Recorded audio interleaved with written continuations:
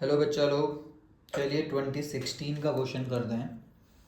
अपने को एंट्रोपी निकालने दिया है और एंट्रोपी का अपने को पास एक ही फॉर्मूला है, डेल्टा एस। ऑब्वियसली सिस्टम के लिए अपन सॉल्व करते हैं क्यू रिवॉल्यूशन बाई टी। अगर यहाँ गौर करें तो सराउंडिंग पूछा है, तो सिस्टम और सराउंडिंग का रिलेशन क्या है? ऐसा, ठीक है। तो क्योंकि रिवर्सिबल प्रोसेस में हम लोग मानते हैं आगे जा रहा है फिर पीछे भी आ रहा है, तो जितना सिस्टम लूज कर रहा है उतना सराउंडिंग गेन कर रहा है, ऐसा कुछ रिलेशन होता है। हीट के लिए भी ये रिलेशन होता है, सिस्टम का हीट जो चेंज हुआ वही। तो क्यू को अपन लिख सकते थे minus Q types of surrounding, but कोई दिक्कत नहीं है, इस पर अपन कर लेते हैं, फॉर्मूला बैठा लेते हैं और माइनस लास्ट में कर देंगे, अपना आंसर सही हो जाएगा। अब क्यू जो होता है वो अपने को दिखता है फर्स्ट लॉ में, और आइडियल गैस बोला है, और आइडियल गैस के लिए होता है delta U N C B delta T, और बोल दिया है आइसोथर्मल। तो आइडियल गैस भी बोला, आइसोथर्मल भी बोला है, तो डेल्टा यू अपन ज़ीरो ले सकते हैं। तो इस केस में अपने को पता चल रहा है क्यू आ रहा है अपना माइनस डब्लू,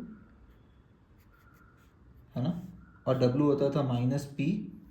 एक्सटर्नल प्रेशर अगर कांस्टेंट है तो minus P into delta we.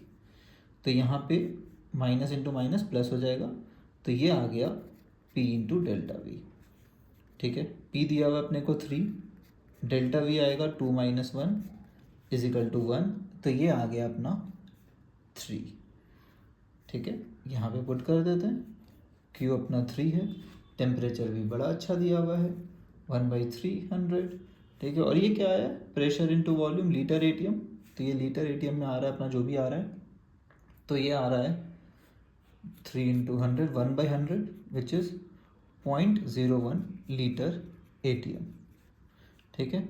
लेकिन सराउंडिंग का पूछा जाए तो -0.01 बोलना पड़ेगा अपने को लीटर एटीएम, ठीक है। मैच कर रहा है कोई? तो जूल में पूछा है, जूल के लिए क्या करते हैं, 101 से मल्टीप्लाई करते हैं, तो 101/100 हो गया ये। तो 101 का 2 डिजिट शिफ्ट, ठीक है। इसको किससे करते हैं, 101 से करते हैं। तो एक्चुअल में 101/100 है विच इज़ 1.01। 1.01 प्लस वाला कि माइनस वाला? अपने केस में माइनस वाला, क्योंकि सराउंडिंग पूछा है।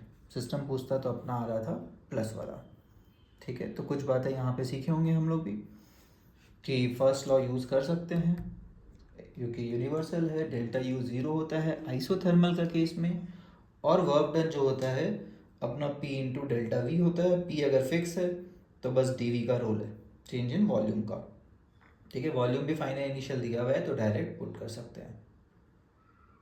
क्लियर? ओके। और अगर P वेरिएबल होता है, जनरली रिवर्सिबल प्रोसेस में हमारा क्या होता था, P वेरिएबल होता था, तो भाई P वेरिएबल होगा तो अपने को बड़ा वाला फॉर्मूला यूज़ करना पड़ेगा, कौन सा? फिर P को लिखना पड़ता था nRT/V, तो nRT/V इंटू dV आता था, फिर इंटीग्रेट करके आता था nRT ln V2/V1। वो कब होता है, जब P एक्सटर्नल जो है फिक्स नहीं है ना। तो वो रिवर्सिबल प्रोसेस में जनरली हम लोग वही वाला केस पढ़ते थे जहाँ P एक्सटर्नल फिक्स नहीं है, बट यहाँ पे P एक्सटर्नल फिक्स दिया है तो अपन डायरेक्ट फॉर्मूला यूज़ करेंगे, P इंटू डेल्टा वी, और डेल्टा वी भी दे रखा है, ठीक है। तो ये ईजी है, इसको डिफिकल्ट नहीं बनाना है ना। कोई एनआरटी पुट करने लगेगा तो फिर ये सवाल आएगा कि इसीलिए शायद 1 मोल दिया हुआ है ना, 1 मोड की जगह 1 मोल होगा वो, तो वो कंफ्यूज करने के लिए दिया हुआ है कि आप ज़रूर कंफ्यूज हो और अपना टाइम वेस्ट करें थोड़ा थोड़ा। ओके, चलिए बाय एवरीवन।